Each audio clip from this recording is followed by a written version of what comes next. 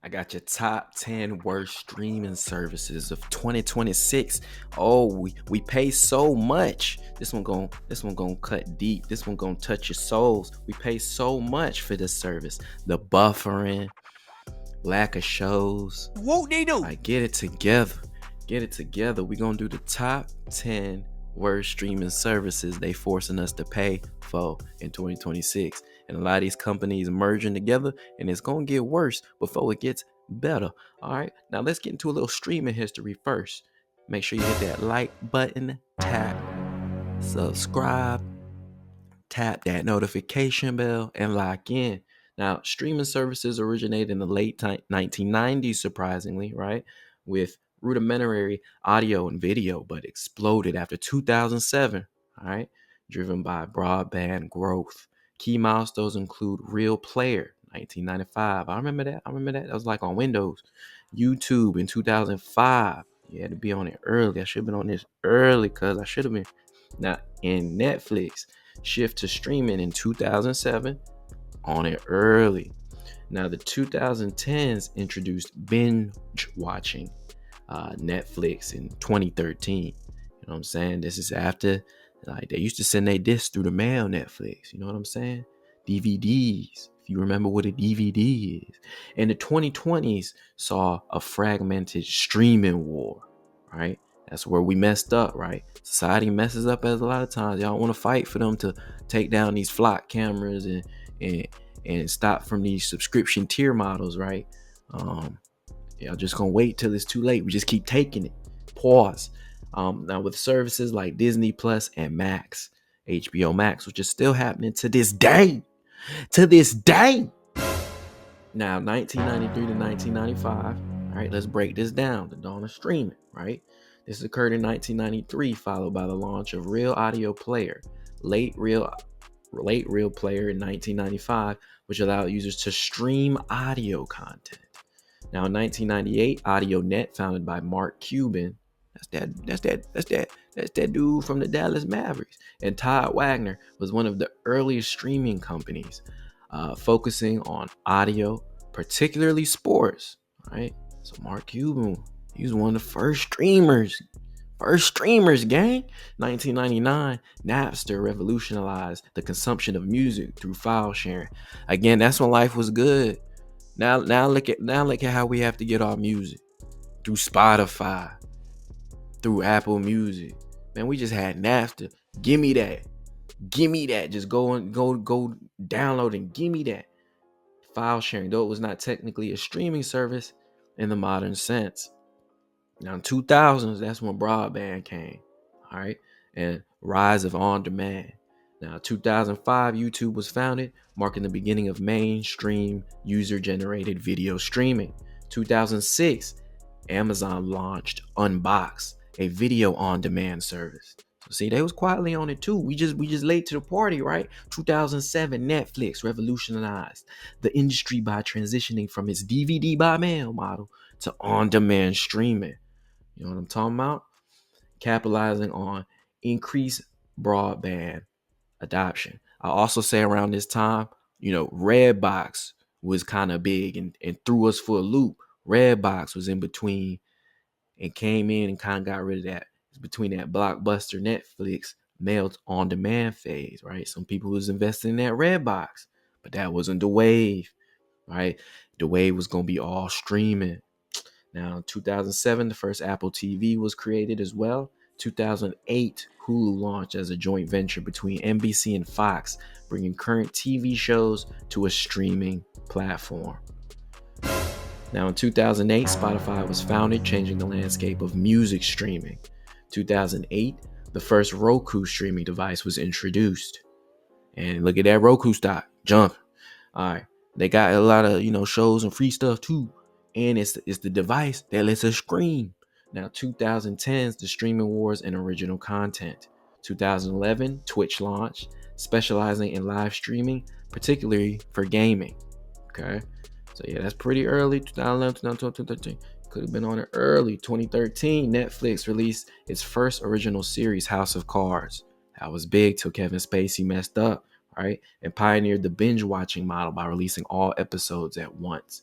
2015, HBO launched a standalone cord-cutting direct-to-consumer service. See, back in the day, we used to have to steal that HBO from your neighbor's box if he had it, or had to pay like $100 for the HBO. So, you know what I'm saying? Yeah, that special cable box. But now, you know what I'm saying, like Ballers, that popped off, and then people got on that HBO Max. Insecure, that was like on HBO Max too, right? And then 2017, YouTube was launched by Google. Okay, YouTube TV. All right, 2019, and again, YouTube TV's, supposed to replace cable, get everything, and had everything. Now, see, back in the day too, YouTube had everything. You could just watch all your shows, watch all these movies on YouTube. Like, we had it good, gang. We could have just downloaded it straight off YouTube. Then we messed up. We let them come in, get the licenses. Now we never own nothing. Y'all never gonna own nothing. You know what I'm saying? 2019, Disney Plus was launched, significantly shifting the market with a large library of branded content. Okay, now streaming became the dominant form of media consumption, platforms based on original content production to attract subscribers. And from 2021 to 2026, today, continued competition for platforms like Max, formerly as HBO Max, continue in these wars, right? Like, I believe just today, Disney Plus is going to fully absorb Hulu, right? You got Paramount Plus and Netflix battling it out for HBO Max, which is going to be like, where's our control? There's not going to be many options. Right now, there's too many options, and we have to pay for them all, right? And again, we own nothing. So our top 10 list, or my top 10 list of the worst streaming platforms that are out. The 10th spot, I got Crunchyroll. Okay. Again, this is one of the only anime platforms other than like High Dive, which doesn't have as much of a extensive library. So they controlled the market for a long time. And a lot of the reasons why they were an issue, they had one of the highest prices to start. They were about at $15 from the jump of all the streaming platforms. They just now created more tiers where they give fans more options. But yeah, I mean, if you only want to watch a show or two, I wasn't that familiar with a lot of anime. I mean, you were paying an arm and a leg from early 2000s for this service. Now, Crunchyroll offers 3 main premium tiers in the US. The fan tier, which is $7.99 a month for 1 stream. A mega fan tier, which is $11.99 months for 4 streams, or offline viewing and perks. And then there's the ultimate fan for $15.99. That's $16 a month for 6 streams, more perks, and an annual gift with all tiers offering ad-free access to the full library and new episodes shortly after airing in Japan. Again, a free ad-supported tier is also available, but with limited content. Now, again, Crunchyroll removes a lot of anime primarily due to expiring licensing agreements, often related to cost. Again, the renewal fees doubling, or other streamers like High Dive securing exclusive rights, not usually because they don't want the shows, but because they can't afford or aren't prioritized to keep them. So again, these are all the issues with Crunchyroll. At your number 9 spot, I got Peacock. Now, that is a streaming service from NBC Universal with tons of hit movies and TV shows, originals, current NBC and Bravo hits, and live sports, including Premiere. Peacock offers 3 main subscription tiers. Great, more tiers, right? You can do the select tier for $7.99 a month, the premium tier for $10.99 a month, or $109.99 annually, and or the premium plus tier for $16.99, $17 a month, or $169.99 a year. Again, welcome to tiers. If you haven't checked out Black Mirror episode, watch that on Netflix. The tiers will never end, right? And now we're in their control. Certain shows might be on a tier and it's blocked, right? The ads will be more and more ads on a lesser tier than the other tier, right? They're playing games with the tiers. The only reason that they even have Peacock, which is why it's on the list. And the number 9 spot is they added some sports, right? Some NBA, and I believe some MMA. Other than that, other than a couple of shows and maybe Law and Order, there was no reason to even be on Peacock. Maybe Fresh Prince, a couple shows, maybe a Kevin Hart thing here or there, and the Olympics, right? But again, this used to be what, maybe $5.99, maybe one tier, maybe free, damn near. Look at where we're at now. Thank you. Number 8, NBA League Pass, a useless app. NBA League Pass is the official comprehensive streaming service for live and on-demand NBA games, offering access to out-of-market matchups, in-arena streams, and NBA TV with standard $16.99 a month and premium $24.99 a month tiers available. It is accessible via the NBA app, Amazon Prime Video, YouTube TV, and Fubo TV, though local and national blackouts apply for live games or where you live, right? Yeah, local, which is annoying. Why am I paying all that money for a game I can't even watch in my local area if I'm a fan? So I guess they're trying to force me to go to the stadium to see the game, but I have access to all other games barely. A couple different angles, sometimes not even the best commentators. Buffering, streaming's trash usually. Not really app friendly. I don't think it's on the PS5 or Xbox like that. Plus, there's all the other apps to watch the games on. So again, NBA League Pass, number 8 spot. Number 7, I got Discovery Plus. You know what I'm saying? Just say a name and put a plus in it, and that's your streaming platform. There's going to be a lot of pluses throughout this. Discovery Plus is an American multinational subscription video on demand over-the-top streaming service owned by Warner Brothers Discovery WBD. So that's basically HBO Max, right? Subscribe to Discover Plus for $5.99, and that's what's annoying, right? So I have to pay for another little thing just because there's a couple other shows that fall on Discovery. Again, Discovery used to be like free, right? And that's the same thing they're gonna do with this PBS and this Author. So it's like shows that used to be free in public now I have to pay for. So yeah, number 7 on my list, man. There ain't too much on here. Like, you paying for HGTV, TLC, Food Network with some of the shows is on other shows. I shouldn't have to pay to watch my cheetah catch my antelope and learn. At the number 6 spot, I got Disney Plus. Yes, if you want to have to always log into your account before watching your shows, pay for this service and get Disney Plus. If you want your family and friends service to always have to verify who they are, make sure you get your Disney Plus. If you want to pay for one app, but then bundle all the other apps, but then still have to pay for the one app, then yes, make sure you get Disney Plus. It's a major subscription-based streaming service. Approximately 131.6 million subscribers helped this mother come to fruition because they tricked you into putting on the little Disney movies and shows that serves as the dedicated home for content from Disney. Again, I think I remember it used to be like $6.99, right? It used to just have just the Disney.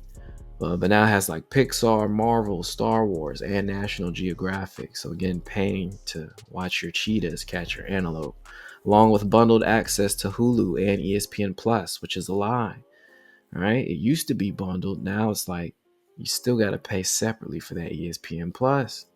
And as of 2026, it is integrating Hulu content and moving towards a single app experience. I don't know why my kids' shows now are mixed in with my shows. So yes, you can watch The Bear and then go ahead and watch, Frozen, all on the same app. I don't know how you differentiate the kid stuff from the adult stuff. But yeah, good luck with that. Plans ranging from roughly $11.99 to $18.99 a month, or combined bundles starting around $19.99 a month. All right. Now it's time for your top five worst streaming services 2026. What do you think it is? How are we doing so far? Again, make sure you put your list and your experience in the comments below. At the number 5 spot, Top five. ESPN Plus. ESPN Unlimited is the new flagship direct-to-consumer streaming service launched in August 2025, offering full access to 12 plus ESPN linear networks, ESPN2, ESPNU, SECN, etc. ESPN Plus content and roughly 47,000 live events annually for $29.99 a month or $300 a year. It is available as a standalone app or bundled with Disney Plus and Hulu, providing a comprehensive cable-free alternative for live sports, including NFL, NBA, and games. Cable-free, not ad-free. And bundled doesn't mean you're still not paying the $29.99 on top of the other things. It's not going to be bundled that cheaply. And again, this is an erroneous price to pay for, again, not all the games are on ESPN anymore or licensed to them. So you're still paying for only those games. Yes, now Shaq, Ernie, and the Jet, Kenny the Jet Smith are now there, which used to be TNT, which again for free maybe. Or so yeah, now if you want to see Kenny the Jet or Ernie, you gotta pay that $30, all right? Typically, to see that. And again, it's not all the games, not all the football games. It's pretty much Stephen A on all the shows, right? So yeah, they want 30 for that. Number 4, Apple TV Plus. Apple TV Plus is a subscription streaming service featuring exclusive ad-free Apple originals, including acclaimed series, movies, and documentaries. Typically priced at $12.99 a month, accessed via the Apple TV app on smart TVs, mobile devices, consoles, and tvapple.com. It is also available through the Apple One bundle. Family sharing, all right, it's a positive, allows up to 6 family members to share on one subscription. Just not that many licensed to shows or options. That's why it's number 4 on the list. Streaming and all that's fine. It's Apple. It's not their main focus. Maybe if they get some more content over there, it'd be off this list. Basically only on the list because of content, the price point at the content, and yeah, that's why it's number 4. Number 3, I got your AMC Plus. All right, now some of these off ones is like, yeah, I don't know how y'all making y'all picks out there, right? Of which you, because it's getting pricey.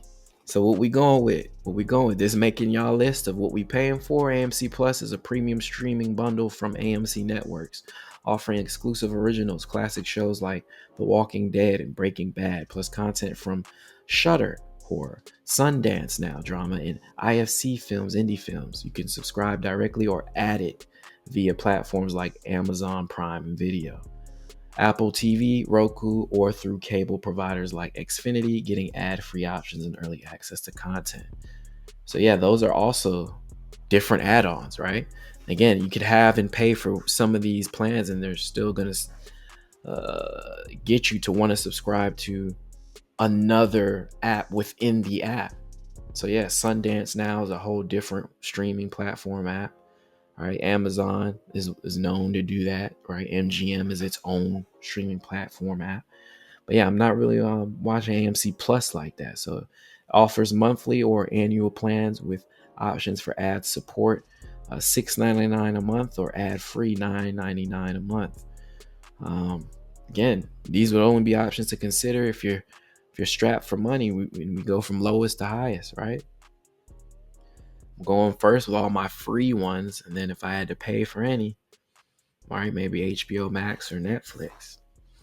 At your number 2 spot, I got Paramount Plus. It's a streaming service offering live TV, movies, original sports like UFC, and shows from CBS, BET, MTV, Nickelodeon, and more with ad-supported $7.99 a month and ad-free premium $12.99 a month plans available. Accessible on various devices like smart TVs, phones, and game consoles, and often featuring free trials for new users. Now, surprisingly, this one is number 2. It has a lot of content I like, but the app sucks. I'm surprised it's even in the bid for HBO Max. Please don't win it, because I don't think you know what to do with it. Now, there's a lot of shows on there, but again, the streaming, the buffering, I don't know what they got going on with it. Try to rewind, it crashes. A lot of these apps don't work well if it's not on like a computer or a laptop or something. So that's why it's number 2. If they get it together, again, maybe it'll be off this list. People that own it, multi-billionaires. Not their main focus, not their main play.